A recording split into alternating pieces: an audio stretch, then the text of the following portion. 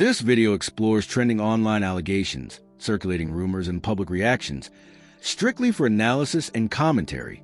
None of the information presented should be taken. Nicki Minaj is under fire like never before. Every headline, every whisper, every post, it's all pointing straight at her. And truthfully, she walked right into it. Every angle is closing in, and now the latest blow comes from someone you didn't see coming, Samuel L. Jackson. And you know exactly how he operates, no filters, no mercy. According to him, Nicki is walking blindfolded into a storm she doesn't even recognize. Samuel paints a picture of someone dangerously unaware. She's being maneuvered by forces far bigger than her, Cardi B, the MAGA circle, pulling strings she can't even sense. They're laughing at her behind her back, orchestrating the performance, while she smiles, thinking it's all part of the game. Being famous is one thing. Being played on a global stage? That's something else entirely. Jackson warns she's teetering on the edge, and if she doesn't wake up soon, the fallout will be catastrophic. Let's set the record straight. Samuel L. Jackson has never been a fan of Cardi B. He's made that abundantly clear, time and time again, with words that cut deeper than headlines. He's slammed policies, called out hypocrisy, and doesn't shy away from blunt, raw truth. You know the energy he brings. In fact, he famously encouraged the world to refer to Cardi B with the dirtiest of phrases. When Representative Rashida Tlaib went viral calling Cardi B a mother effer and demanding impeachment, Samuel jumped into the conversation, publicly backing her in a post dripping with sarcasm and fury, calling that mother effer the president was the real crime, he said, while emphasizing that some people just aren't worth the dignity, even in name. And Samuel didn't stop there. Interviews, tweets, social media, all of it became his stage to condemn Cardi B's choices, saying things like, "This mfur is tearing everything apart." And as for those celebrities sitting quietly on the sidelines, Jackson had no patience. Silence equals complicity. Then came the shock, when big-name black artists, including Snoop Dogg, Nelly, and now Nicki herself, started hopping aboard the Cardi B train. Samuel was asked if his stance had softened. His answer was chillingly clear. Not an inch. Cardi B remains the absolute worst in his eyes. And those endorsing him? Samuel calls them cowards, opportunists, bootlickers, people who would sell their souls for a paycheck. He even shared the harsh reality he learned growing up under segregation. He knew exactly who would tolerate him, who would resent him. And now, seeing Cardi B dominate, he sees the same mindset, the same rednecks, the same gatekeepers, the same power-hungry elites. To him, the Republican Party operates with the same ruthless disregard, targeting anyone who isn't them. Young people, queer people, anyone outside their bubble, their enemies. And that's where Nicki Minaj comes in. The starkest truth Samuel delivers is this: the MAGA figures she's cozying up to, they don't like her. They don't care about her. She isn't an ally, a friend, or even someone they respect. The second she stops being useful as their token black female conservative, she'll vanish from the room without a trace. They don't need loyalty, they need optics. And yet, Nicki is playing the part of the power player, oblivious that she's already the joke. At a recent Cardi B summit in Washington, the truth became painfully clear. A thinly veiled jab at Nicki's finances sent the room into laughter, not with her, but at her. And there she was, laughing along, mistaking mockery for camaraderie. The stage was set. The audience was cruel. And Nicki didn't even realize she was the punchline. It's almost tragic how oblivious Nicki Minaj really is, completely blind to the fact that everyone in that room views her as nothing more than a prop, a decoration for their agenda.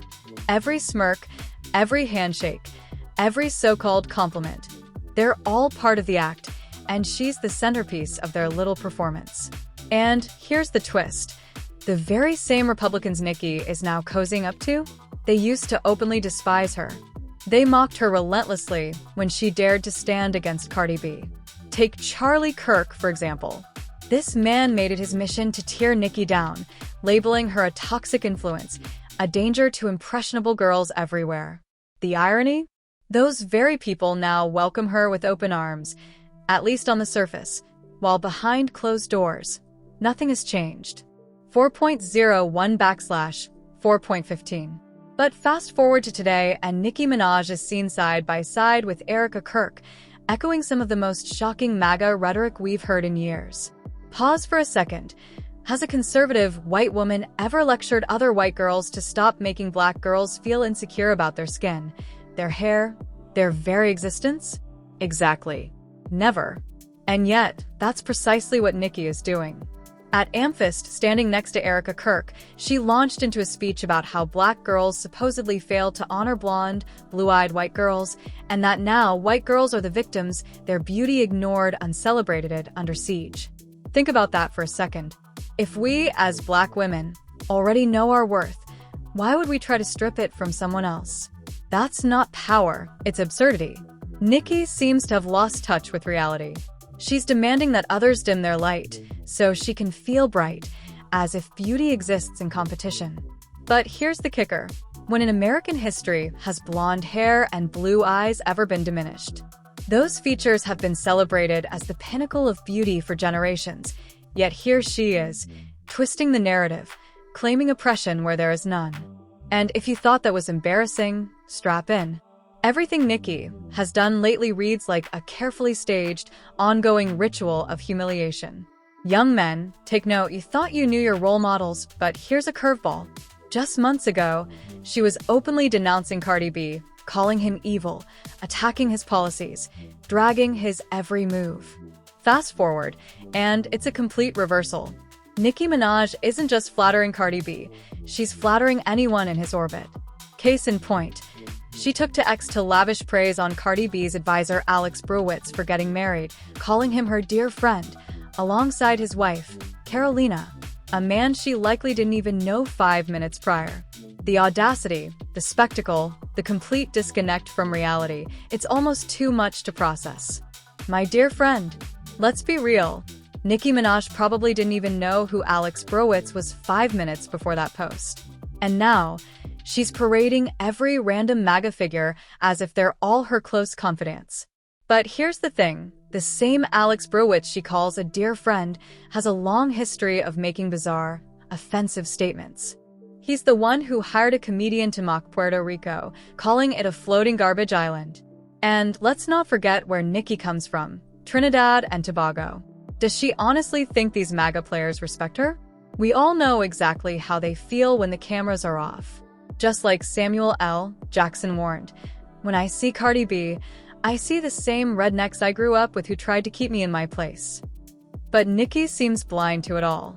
Instead, she's auditioning for approval from people who wouldn't shed a tear if she disappeared tomorrow. So, is Nicki Minaj just naive, oblivious to the political chessboard?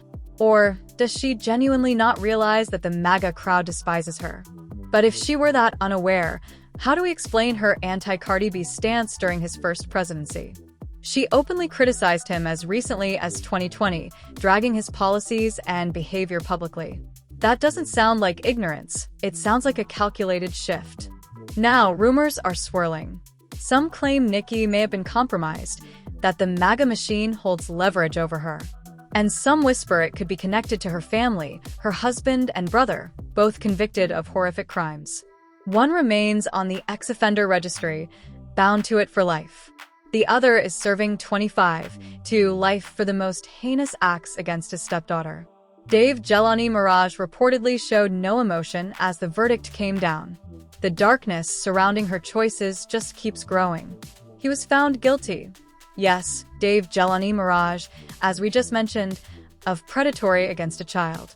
He's staring down 25 years to life behind bars.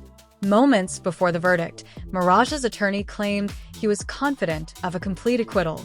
But minutes later, his mother, Carol, emerged from the courtroom alone, flanked only by legal counsel.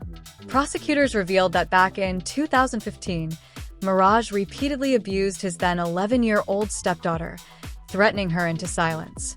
Now, knowing the darkness surrounding Nicki Minaj's family and her choice for the father of her child, it's perhaps less shocking why she's gravitating toward the MAGA circle.